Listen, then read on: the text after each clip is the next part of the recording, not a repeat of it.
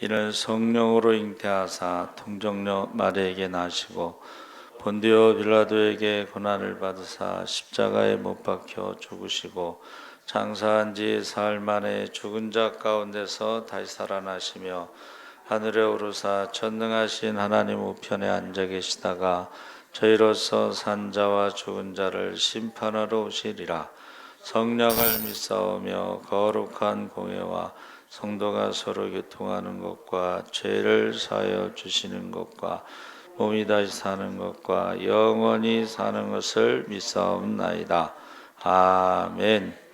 박영주 권사님 대표 기도하시겠습니다.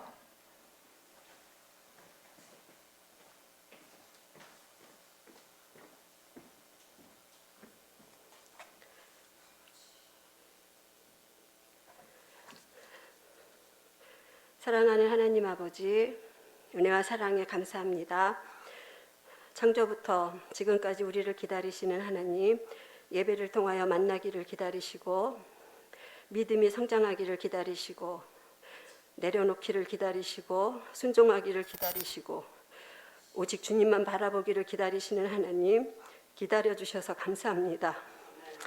주님 닮기를 애쓰고 힘쓰며 살아갈 수 있도록 도와주시옵소서. 하나님 아버지, 우리가 더럽고 추하고 악한 죄와 허물을 귀한 보혈의 피로 덮어주시고 씻어주시옵소서. 죄로부터 눈과 귀를 막아주시고 입술을 닫게 하여 주시옵소서. 날마다 회개의 용을 부어주셔서 나는 죽어지고 예수님만 내 안에 사시옵소서. 하나님 아버지, 대한민국이 하나님의 법으로 다스려지는 나라가 되기를 원합니다. 그래서 자살이 사라지고 동성애와 낙태가 사라지고 이단과 사이비가 사라지고 오직 진리만이 이 땅에 가득하여 교회가 교회답고 목회자가 목회자답고 성도가 성도답게 하여 주시옵소서. 할렐루야, 찬양하게 하옵소서. 또한 통일 한국을 이루어 억눌리고 짐승처럼 살아가는 불쌍한 북한 동포들이 속히 자유평화를 누리게 하여 주시옵소서. 우리 교회가 하나님의 마음과 눈이 머무르는 교회가 되길 원합니다. 우리 모두 한 마음이 되어 교회를 사랑하고 목사님을 사랑하고 성도를 사랑하고 이웃을 사랑함으로 작은 교회의 희망이요 개척교회의 모델이 되게 하여 주시옵소서. 하나님께서 기뻐하시고 사랑하시는 우리 목사님, 날마다 성령 충만케 하여 주시고 전 세계에 복음 전하는 목사님 되게 하시며 양을 먹이고 치는데 부족함이 없도록 영권과 물권과 인권을 부어 주시옵소서. 전해주실 말씀 위에 기름 부어 역사하여 주시고 듣는 우리의 귀가 열려 주님의 음성으로 듣게 하시옵소서. 가슴이 뜨거워지고 깨달아지는 복된 은혜의 시간이 되게 하여 주시옵소서. 주님 홀로 영광 받아주시길 원합니다. 내 삶의 모든 것 대신 예수님의 이름으로 기도합니다. 아멘.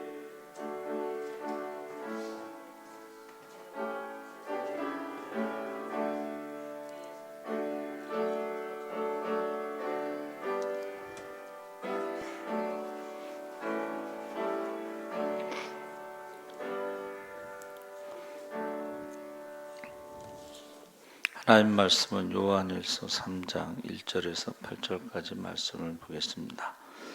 390쪽에 있습니다. 요한일서 3장 1절에서 8절까지 말씀을 우리 다 같이 읽겠습니다. 보라, 아버지께서 어떠한 사랑을 우리에게 베푸사 하나님의 자녀라 일컬음을 받게 하셨는가. 우리가 그러하도다. 그러므로 세상이 우리를 알지 못함은 그를 알지 못함이라. 사랑하는 자들아, 우리가 지금은 하나님의 자녀라. 장래에 어떻게 될지는 아직 나타나지 아니하였으나 그가 나타나시면 우리가 그와 같을 줄을 아는 것은 그의 참모습 그대로 볼 것이기 때문이니, 주를 향하여 이 소망을 가진 자마다 그의 깨끗하심과 같이 자기를 깨끗하게 하느니라. 죄를 짓는 자마다 불법을 행하나니 죄는 불법이라. 그가 우리 죄를 없애려고 나타나신 것을 너희가 아나니 그에게는 죄가 없느니라. 그 안에 거하는 자마다 범죄하지 아니하나니 범죄하는 자마다 그를 보지도 못하였느니라. 자녀들아, 아무도 너희를 미혹하지 못하게 하라. 의를 행하는 자는 그의 의로우심과 같이 의롭고 죄를 짓는 자는 마귀에게 속하나니 마귀는 처음부터 범죄함이라. 하나님의 아들이 나타나신 것은 마귀의 일을 멸하려 하심이라. 아멘. 할렐루야. 잘 오셨습니다. 감사합니다. 하나님의 자녀라는 말씀의 제목을 가지고 세 가지를 이제 나누려고 합니다. 그래서 보편적으로는 이제 모든 사람이 다 하나님의 자녀다, 창조물이다 이렇게 말할 수가 있지만 다 지음을 받았다는 뜻의 하나님의 자녀가 아니고 하나님의 형상으로 지음을 받았다는 뜻이 아니고 여기서 하나님의 자녀는 특별한 은혜. 그러니까 우리가 햇빛과 비는 악인과 의인에게 주시는 일반 은총이라고 하고 특별히 믿는 자에게 주는 것을 특별 은총이라고 하는데 요한복음 1장 12절에 영접하는 자, 그 이름을 믿는 자들에게는 하나님의 자녀가 되는 권세를 주셨느니라. 이는 혈통으로나 사람의 뜻으로 나지 아니하고 오직 하나님께로서 난 자들이라. 그래서 하나님의 아들, 딸, 그것은 아무나 가리키는 말이 아니고 예수를 영접하고 믿고 죄사함을 받아서 성령으로 다시 난 사람들을 말한다 그랬습니다. 그래서 1절에 하나님의 자녀와 마귀의 자녀가 있다고 그랬죠. 요한복음 8장 44절에 너희는 너희 아비 마귀에서 났으니 믿지 아니하는 자들을 향해서 그렇게 말씀하셨습니다. 그러니까 유대인들에게 아브라함의 자손이라고 생각하는 유대인들에게 예수를 믿지 않아서 그들에게 마귀에게 났다, 아비 마귀에서 났다 이렇게 말씀하셨습니다. 그러니까 사실은 우리가 예수를 믿지 않으면 마귀의 자녀로 살아가는 것이죠.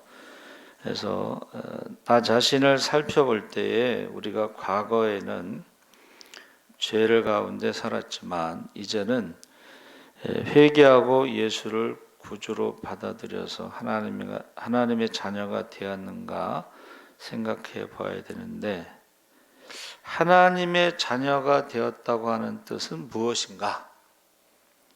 그래서 첫 번째는 하나님의 자녀로서의 특권, 하나님의 자녀로서의 소망, 하나님의 자녀로서의 의무, 이 세 가지를 이제 우리가 말씀을 나누려고 합니다. 그래서 우리가 다 죄인이었을 때는 하나님의 원수였는데 하나님의 크신 사랑으로 독생자를 보내시고 십자가에서 우리 죄를 대속하시고 용서해 주시고 그래서 원수되었던 우리를 하나님의 자녀로 삼으신 것을 우리가 은혜다 이렇게 표현합니다. 그래서 옛날에 우리 한국에 이제 임금님이 계셨는데 가장 천한 사람, 그 사람들을 불러서 입양을 했다고 생각해 보세요. 그럼 왕의 아들과 딸이 되는 거죠. 그래서 저는 이제 자라난 교회에서 한 유초등부 교사를 전도사를 한 6, 7년 했어요. 여름 성경학교 때에 하나님의 왕의 아이들, 주제가 왕의 아이들이에요. 그래서 왕자와 공주. 요즘에 그 하나 나서 기르는 왕자와 공주가 아니고 하나님의 아들, 딸로서의 왕자와 왕주. 이 복음성과 율동을 잊을 수가 없어요. 왕 나는 왕자다. 하나님 나라의 나는 왕자다. 내가 비록 어릴지라도 나는 나는 왕자다. 그럼 2절에는 이제 공공 나는 공주다 이렇게 나가죠. 그러니까 우리가 입양을 했을 때 왕의 자녀로 입양되면은 상황이 달라지는 거예요. 그래서 애굽에 종살이 할 때 모세가 공주의 양자로 들어갔을 때는 왕이 계승 서열 1순위였어요. 그런데 이집트 왕을 거부하고 하나님의 백성과 고난받기를 즐겨했다. 그게 이제 히브리서 기자의 해석이에요. 가만히 있으면 그냥 왕이 될 텐데 굳이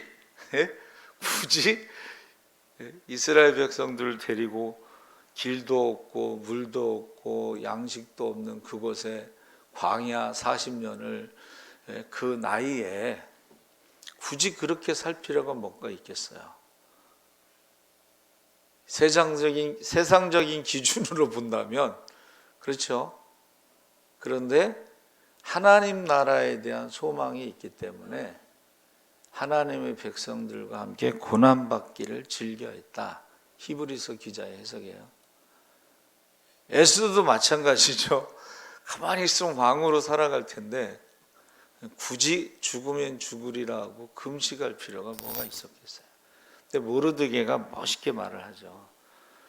만약에 지금 왕후가 된 것이 이때를 위함이 아니니까 만약에 가만히 있으면 하나님이 다른 사람을 통해서 이 백성을 구원하시고 왕후의 집안은 하나님이 심판하실 것이다 그랬어요. 그래서 저와 여러분이 우리가 하나님의 자녀가 됐다는 것만으로도 그 이상 더 큰 축복은 없죠.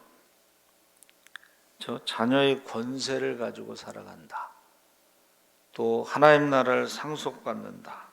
이것은 그 이상의 더 축복은 없어요. 근데 우리가 예수 믿으면서도 그 하나님의 자녀가 됐다는 그것을 못 느끼니까 그렇죠? 그래서 하나님의 아들과 딸이라는 것은 지위가 천사보다 높다. 천사는 하나님 앞에서 심부름을 하는 사자이니 모세와 예수님을 히브리서 기자가 비교하잖아요. 모세는 백성들에게 신과 같은 존재였지만 그러나 모세는 하나님의 집에 종으로 쓰임 받았고 예수님은 하나님 나라의 상속자, 하나님의 아들로 쓰임 받았다. 종과 아들은 천지 차이입니다. 종은 아무리 열심히 일해도 상속받을 수는 없어요. 그렇죠? 그리고 종은 주인이 오기 전까지만 관리하는 거예요. 주인이 오면 다 내줘야 되는 거예요.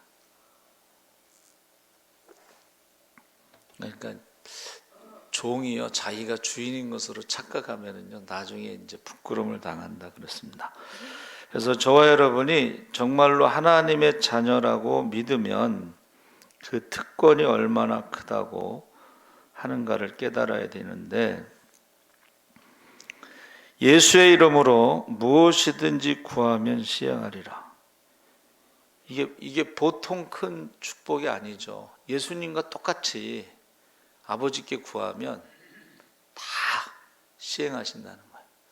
그래서 우리가 은혜의 보좌 앞에 은혜의 보좌는 지성소인데 거기는 대제사장이 1년에 한 번 들어가는데 들어가기 전에 속죄제를 드리고 들어가지 않으면 죽습니다.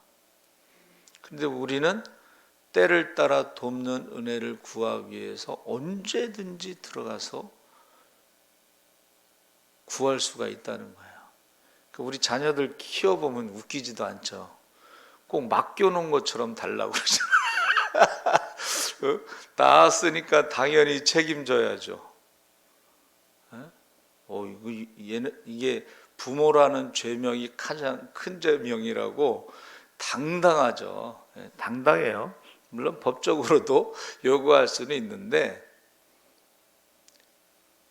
그러니까 저와 여러분이 이 은혜의 보좌 앞에 때를 따라 돕는 은혜로 들어갈 수 있다는 것만큼 큰 권세는 없습니다.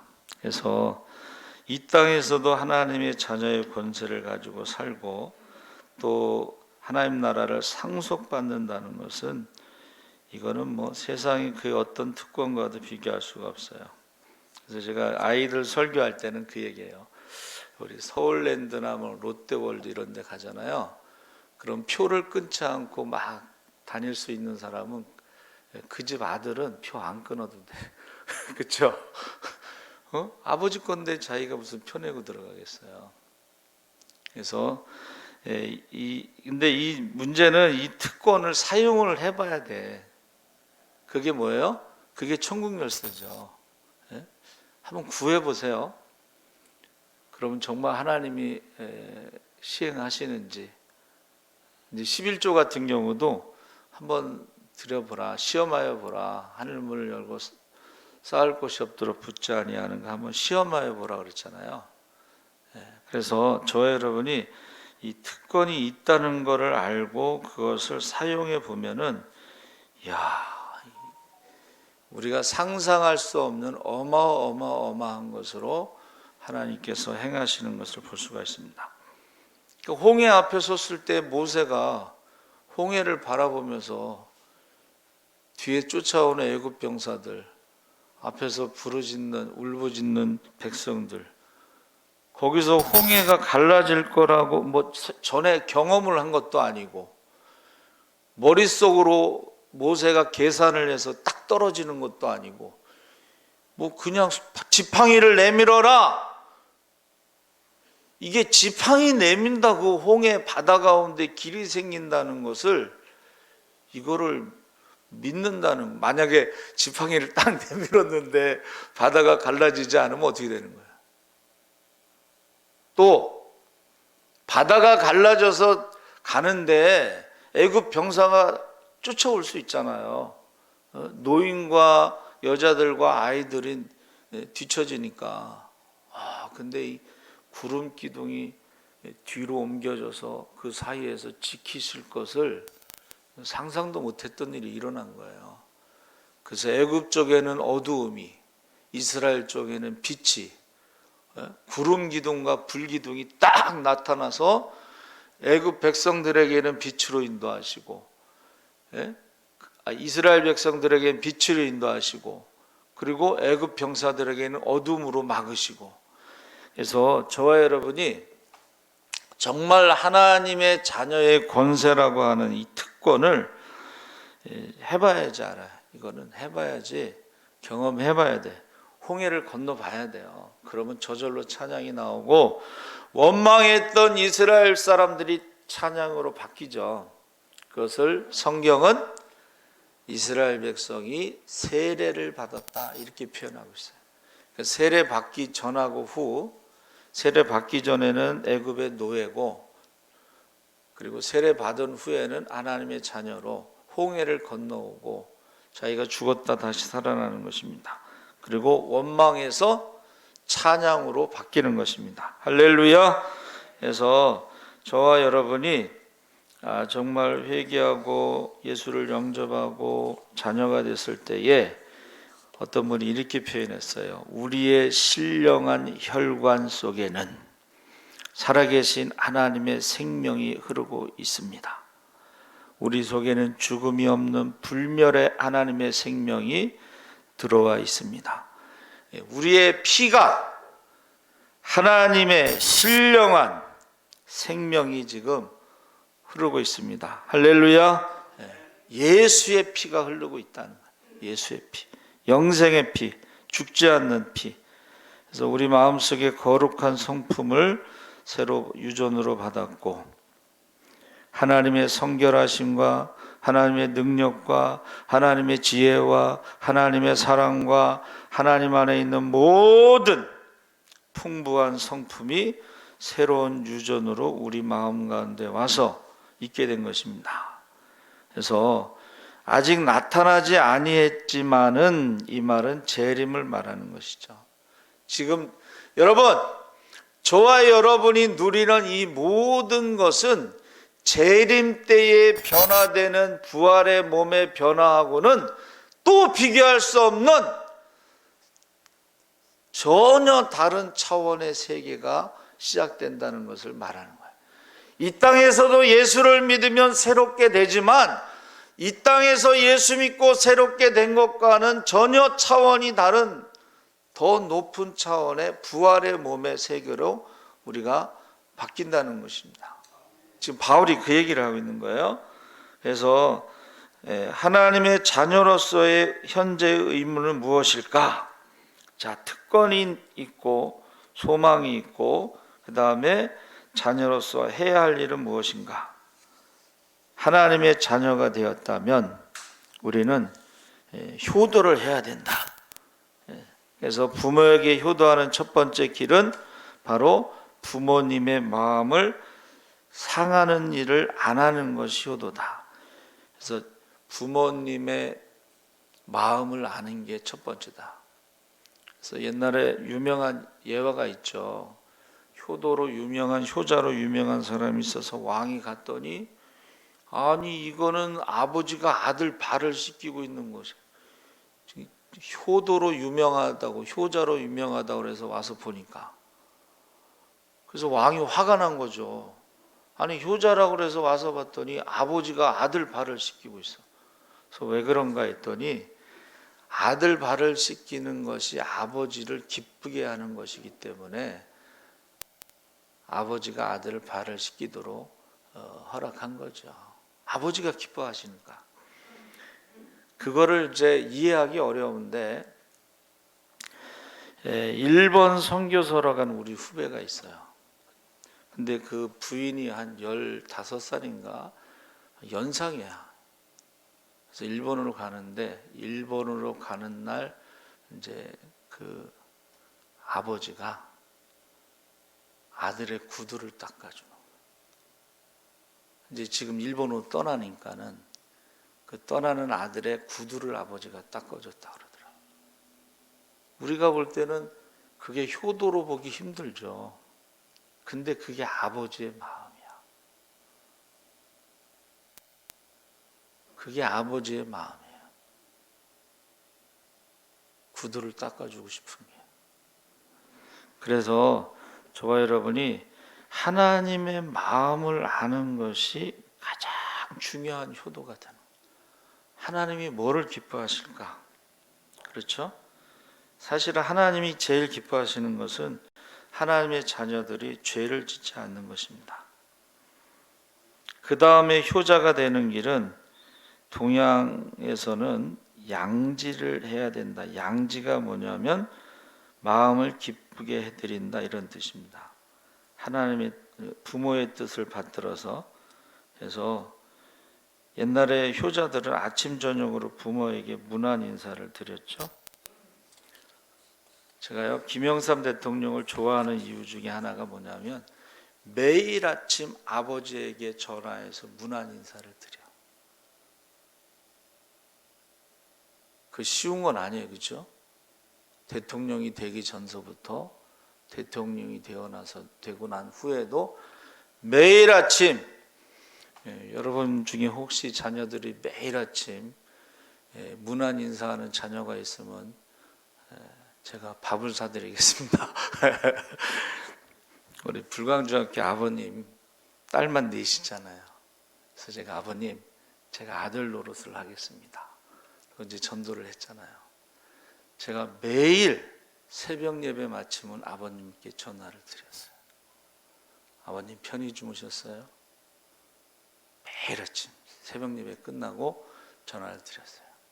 이제 어떤 여전사님이 전도를 해가지고 가까운 교회 다니셔요. 그래서 제가 전화 지금 안 드리는데 부담스러워하죠.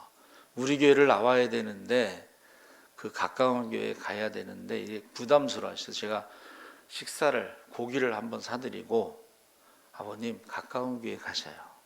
그 전도사님 참 훌륭한 분이에요.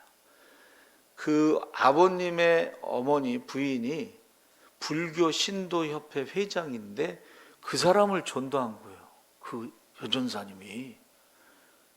그래서 아버님, 그리고 밥을 사드리는데 뭐라는지 아세요? 아버님의 구남매하고 어머님의 뭐 팔남매가 다 불교였는데 다 예수를 믿게 됐다는 거야. 야, 너무 감사하다고. 그리고 가까운 교회 가시면 된다고 그랬더니 너무 고맙대. 마음으로는 예수사랑교회 와야 되는데 하는 미안함이 있는데 그 마음 편하게 가까운 교회 가시라고 그러니까 너무 고맙다고 그렇게 인사하시더라고요. 여러분, 하나님 앞에도 하나님을 가까이 하는 게 효도예요. 자식들도 한 집에서 살지 않아도 5분 거리에 사는 게 효도라고 그랬어요. 왜? 어디가 아프거나 무슨 일이 있으면 우리 아들이 딸이 금방 달려온다. 얘가. 뛰어오면 5분 거리를 뛰어오면은 뭐 한 2, 3분이면 올 거 아니에요? 그게 효도하는 거야. 예? 항상 부모를 가까이 하는 게 효도예요. 하나님도 가까이 하는 게 효도하는 거예요. 그래서 우리가 예배에 참석함으로, 기도함으로, 찬양함으로 항상 하나님께 가까이 있는 거예요.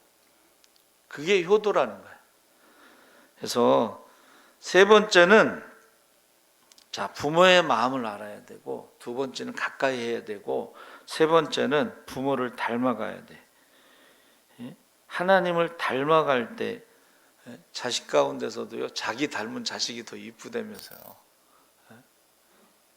우리 큰애랑 이제 새벽 시장 갔는데 사람들이 어머 주민등록 복사본이라고. 큰애가 어렸을 땐 저하고 똑같이 생겼나 봐.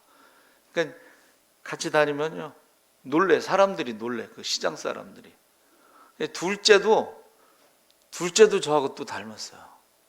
어렸을 때 사진 보면 저는 우리 아들 사진인 줄 알고 봤더니 그 내 사진이야 그게. 그 정도. 셋째 막내도요 저를 많이 닮았어요. 그러니까 사람이요 자기를 닮으면 더 좋아. 자기를 닮으면 좋아. 하나님도 하나님을 닮은 걸 좋아하세요. 하나님은 사랑이시라. 그러면 하나님의 사랑을 닮아가는 걸 하나님이 좋아하세요. 화평케 하는 자는 복이 있나니 저희는 하나님의 자녀라 일컬음을 받을 것이다. 그래서 효도는 마음을 알아야 되고 가까이 해야 되고 닮아가야 됩니다. 그래서 저와 여러분이 정말 우리가 하나님 앞에 자녀의 특권만 주장하지 말고 효도할 수 있는 자녀들이 되시기 바랍니다. 아멘. 그래서 저와 여러분이 하나님의 자녀의 특권, 하나님 나라에 대한 소망, 하나님 자녀로서의 의무, 이 세 가지가 우리가 신앙생활하는데 중요하다. 그래서 제가 이제 말씀 준비하다가 성 프란시스 중세 천년의 가장 빛나는 이름, 그가요 전쟁에 참여했다가 그 전쟁의 참상을 보고 충격을 받았어요. 약간 정신 이상이 온 것 같아요. 이상한 짓을 하고. 그러다가 그가 신비한 체험을 합니다. 어느 날 문둥병 거지가 왔어요. 추우니까 몸 좀 녹이게 해달라고. 그러니까 이 사람이 이제 문둥병 거지를 데리고 들어와요. 배가 고프다 그래서 먹을 거를 같이 먹어요. 자기가 몸이 얼어서 그런데 프란시스의 몸으로 자기 몸을 녹여달라고 그래요. 그러니까 이 사람이 다 벗고 그 얼어붙은 그 나병 거지를 안아서 녹여줘요. 근데 그 다음날 보니까 없어졌어. 예수님이 나 같은 자에게 나병 거지의 모습으로 오셨구나. 그 체험을 해요. 신비한 체험. 그리고 나서 이제 원래 부잣집 아들인데 맨날 거지들하고 옷도 벗어주고 먹을 것도 주고 그러니까 아버지가 막 화가 난 거야. 그래서 너는 이제 내 호적에서 이제 파낸다. 너는 내 아들이다. 아니다. 그러니까 이제 판사가 어쩔 수 없이 이제 법적으로 아들이 아닙니다라고 딱 선고를 해요. 그때 이 사람이 벗고 있던 옷을 다 벗어서 아버지한테 줘. 이제 더 이상 저는 아버지의 아들이 아니고 하나님의 아들입니다. 근데 그거를 제가 그 전에 영화로 볼 때는 그 내용을 잘 몰랐어요. 어렸을 때는. 근데 그 장면이 기억이 나. 재판했을 때 프란시스가 옷을 다 벗고 그 옷을 아버지에게 주고 알몸으로 이제 그 성당 다미안 성당으로 가는데, 그 다미안 성당도 주님이 나타나셔서 이 무너진 성전을 건축 좀 해라. 그 다미안이요, 자기가 혼자 그 성전을 재건해요. 그러면서 이제 가난한 사람으로 거지, 닭발승이라고 그래. 닭발승. 예? 얻어먹는 그 수도자들의 모습. 근데 이제 사람들이, 그 사람을 따르는 사람들이 모여서 이제 작은 형제들이라고 하는 단체가 교황에 의해서 이제 승인이 돼요.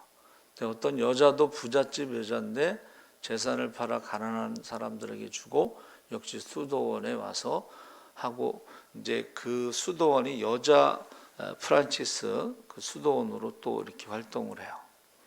그래서 이게 이제 굉장히 커졌어요. 그래서 이제 전 세계 수도사들을 파송하는데 맨 마지막에는 수도 원장직을 내려놓고 다른 사람들에 물려주고 자기는 이제 거지들하고 같이 사는 거예요. 그러다 죽었을 때에 불황자들의 묘에 그냥 묻어달라 유언을 했는데, 그 프란시스 수도에서 어느 성당에다가 몰래 매장을 했는데 600년 만에 그게 발견됐어요. 그러니까는 이제 제가 그걸 이렇게 보면서 우리가 다 프란시스처럼 그렇게 거지처럼 수도사처럼 살아갈 수는 없어요. 그렇죠? 근데 제가 이제 성지순례 갔을 때에 거기 프란시스 수도원 십자가인데, 그 십자가가 특이한 게 뭐예요? 성흔, 예수님이 십자가에 못 박힌 흔적, 그걸 경험해요. 몸에 프란시스가 여기에 십자가의 상처를 경험해요. 그래서 프란시스 수도원에는 십자가가 그 성흔이 이렇게 그려져 있어요. X자 이렇게 십자가에. 그런데 그 가이드가 뭐라 그러냐면, 프란시스 수도원이 몇 개인지를 전 세계에 뭐 성공회, 천주교, 루터교 할 것 없이 프란시스 수도원이 그렇게 많대요. 그래서 프란시스 수도원이 몇 개인지 모르고 그 다음에 그 프란시스 수도원에 돈이 얼마나 많은지 모른다는 거예요. 이건 뭐냐면 처음에 가난한 거지 수도사로 시작했는데 프란시스가 죽으면서 그 수도에도 죽은 거예요. 지금은 너무 돈이 얼마 있는지 몰라. 수도원이 몇 개 있는지 몰라. 그래서 저와 여러분이 타락하는, 변질된, 그런 어떤 모습으로 지금 기독교도 그렇게 되고 있다. 불교가 원래는 가난한 사람들한테 다가갔는데 누가 예언을 했어요. 600년이 지나면 불교는 귀족 불교가 될 것이다. 그러니까 우리도 이 기독교가요, 이게 계속 중세 천년을 지나면서 완전히 타락했죠. 중세에 수도원이 빛이 난 것은 타락한 천주교의 반대로, 거기는 황제잖아. 로마 교황, 황제, 교회의 황제. 여기는 가난한 거지들. 그래서 제가 아이디 중에 하나가 홀리 베거가 있어요. 거룩한 거지. 아니, 거지면 거지지 거룩한 거지가 뭡니까? 제가 대학원 다닐 때 유일하게 자신 있게 대답한 거예요. 영어로. Because they follow Jesus Christ. 그들은 거지는 거지인데 예수를 따르는 거지들이었다.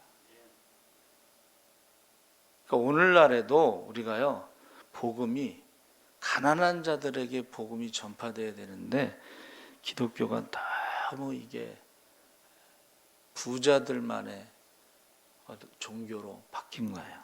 그래서 그냥 계속 죽으나 사나 그냥 무슨 짓을 하든지 축복만 얘기하는 거야. 그냥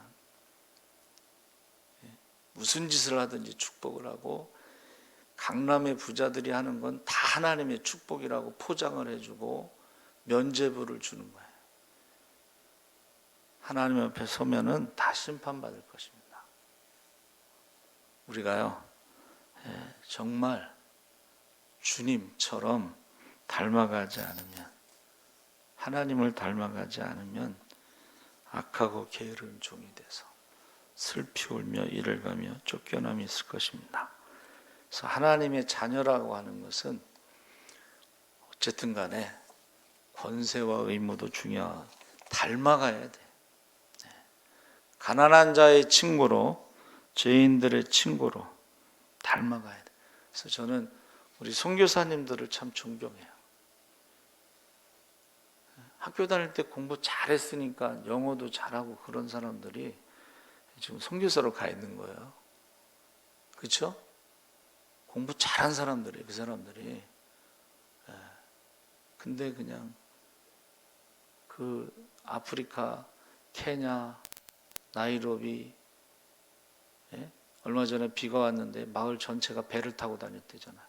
그래가지고 안정규 선교사님이 교회 돈으로 마을 사람들에게 배를 사줬대. 배를 배를 사주고, 거기는 교회 다니는 사람만 옥수수 나눠줄 수는 없어요. 그렇죠? 교회 다니든 안 다니든 마을 전체에 옥수수를 나눠줘야 돼. 저는 그래서 존경해요. 우리 선교사님들을 존경합니다. 여러분 기도해 주시기 바랍니다. 아멘. 살아계신 하나님 아버지 감사합니다. 우리가 하나님의 자녀의 특권을 누리게 하여 주시옵소서. 하늘의 소망을 두고 살아가게 하여 주시옵소서.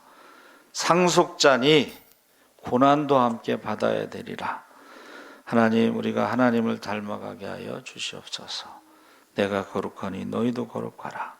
구별된 삶을 살아가게 하시고, 예수님처럼 가난한 자의 친구로, 죄인들의 친구로, 병든 자의 친구로 살아가게 하여 주시옵소서.